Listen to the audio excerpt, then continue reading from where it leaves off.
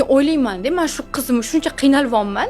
Kimdir katta bo'lgandan keyin kimdir uni xafa qilish uchun yoki bu o'zini qurbon qilish uchun katta qilmayman-ku. Bu qizim baxtli bo'lish uchun shuncha ish qilyapman-da. Qayergadir borib keyin u kimdirni umuman begona odamni xohishlari bilan yashash uchun buni katta qilmayman-ku. Tasavvur qiling, meni qizim 20 yoshga to'lgandan keyin bitta begona odam keladi aytadi: "Sen noto'g'ri yashayapsan, sen mana bunaqa yashashing kerak aslida" deydi. Voy, men shuncha harakatim shungami? Yo'q. Men qizim o'shancha o'ziga ham aytaman, o'zini fikri bo'lish kerak, o'zini xohishlari bo'lish kerak. Bir kun kelib meni erka qizimni avaylab qo'limda erkalab katta qilib o'tgan qizimni kimgadir berib yuboraman-da, tushunyapsizmi? Keyin u odam keladi-da ishdan.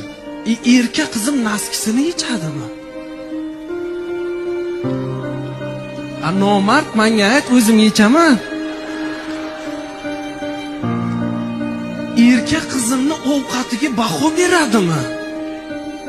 Bugun tuzi kam bo'libdi.